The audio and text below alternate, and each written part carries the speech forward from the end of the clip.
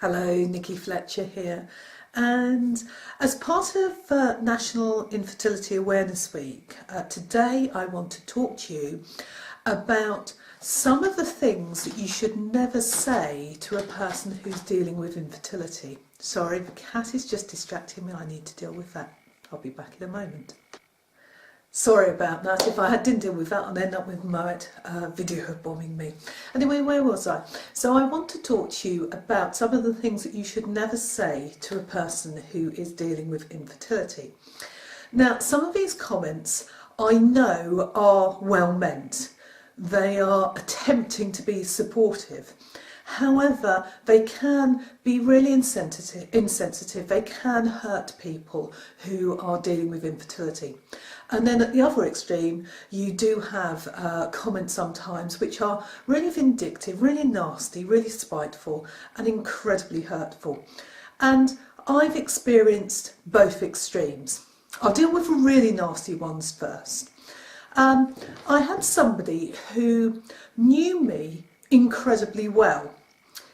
They had known me for many years. They knew that I had had a couple of fairly major surgeries to remove endo-adhesions to improve my fertility. They also knew that I had had a sorry, I've got a really bad cough now. I want to cough. Hang on a second. We'll try again. Third time lucky. So this person knew me really well. They knew that I had had a couple of serious operations to remove the adhesions caused by my endometriosis. They also knew that I had had a cycle of IVF, which was a total failure. You know, I'd had eggs harvested, but none of them had been fertilised at all. So we had no chance of conceiving. And they knew that we had been struggling to deal with this, to accept our situation. And this person, this so-called friend of mine, said to me one day in a group of people, we were in a group, she said to me, "Do you know what, my kids are a real pain up the backside. I wish I'd never had them. Nikki, you are so lucky you don't have children. You are far better off with your dogs." I could have thumped her. I could have thrown my drink in her face, but I didn't. I sat there very quietly. I didn't respond to it at all. I finished drinking my drink, and I quietly said to Andrew, "We're not having another drink, we're going." And then got really angry, really upset afterwards. Now, with hindsight, I so wished that I had said something, because she doesn't know how much that hurt, how cruel that was. And because she doesn't know that it had that effect, she doesn't know that she needs to change her attitude. So I do wish that I had said something. Unfortunately, at that time, the only thing I wanted to do was really lash out and attack her both verbally and physically. And I didn't want to embarrass the other people who were with us. We were in a public place, we'd got mutual friends, but also there were other people around, and I didn't want to create a scene, so I didn't say anything. And I haven't since. I basically avoid her now as much as possible. And it really started me thinking that instance, that situation, what can we do? Because we do need to do something if we're going to change people's attitude. And one of the things I did was I wrote a blog about the things that people say and really why they are inappropriate. And what I'm going to do now is cover a few of those. Now, as I say, that was a real extreme. Not many people will say things like that to your face. However, there are lots of things which people say which they think are being supportive, or at least sort of neutral, yet they are very insensitive and they hurt us because of what we're going through. For instance, things like, somebody finds out that you're struggling to conceive, that you want a child and it's not happening, and they say, oh, well, just relax. I'm sure you'll be pregnant soon. I'm sorry, that's not appropriate. If you are a total stranger, you have got no idea about my situation. For all you know, I could just have had a hysterectomy. And that's actually, somebody said that to me once. They said, Nikki, I can't believe it. This woman turned around to me and said, oh, don't worry, love, I'm sure it will happen one day for you. And it's a case of, no, it won't. I have no womb. I can't. However, it was probably meant to be supportive and positive. And the thing is that infertility isn't a state of mind. Yes, if we are more relaxed, we may have a chance of conceiving a little bit better. However, quite often the reasons for infertility aren't that, they are something else. In my case, I've got very severe endometriosis. That's nothing to do with my state of mind and how relaxed I am. That is a physical condition I have.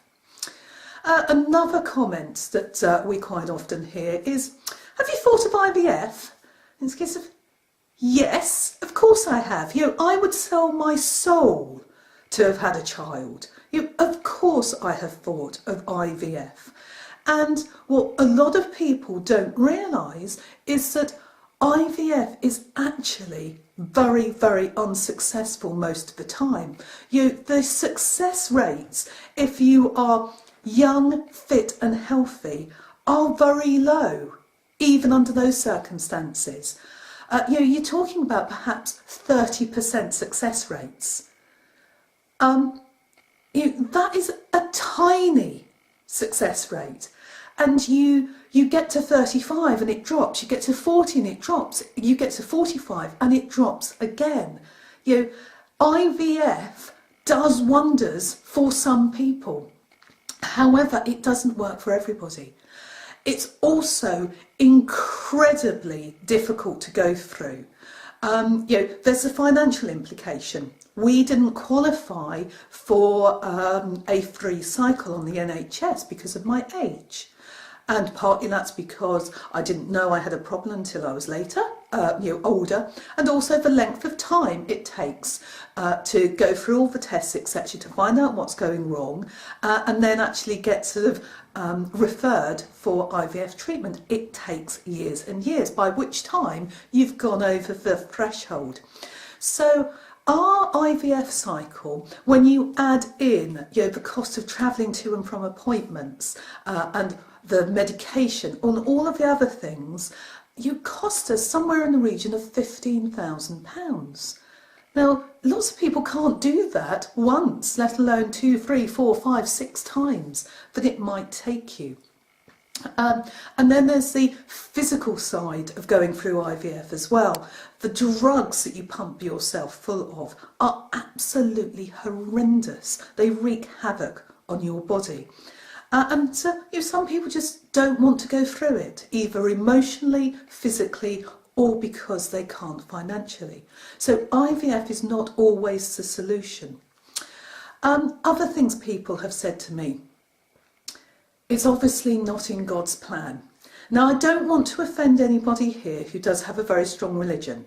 However, please don't say this to somebody, even if you're meaning it to be very supportive, if you like, because you don't necessarily know what that other person believes.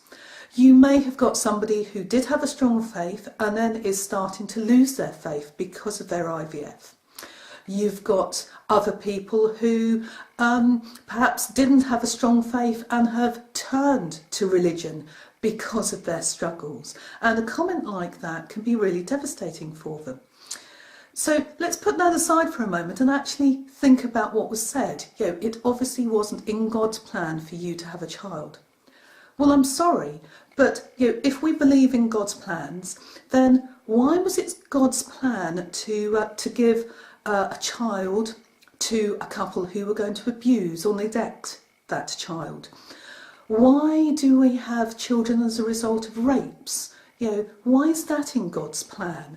Here I am, part of a couple who would give a loving, secure, safe home to a child, but it wasn't in God's plan that I had that child. So please don't say that. Now, there are lots of other things that I could talk about as well. However, I don't want to bore you. I think you're getting the gist of this. And what I'm saying is just think twice for a moment. Now, when I wrote my blog, and I think I came up with about 20 things of not to say, somebody did ask the intelligent question of what should I say instead? Because I actually have been guilty of saying some of these things and I thought I was being supportive. So my suggestion to you is, if anybody says that they are struggling to conceive or they've not been able to have a child biologically, then you should acknowledge it. You should say, you know, I can't imagine how that feels, or I imagine that it must have been very difficult for you.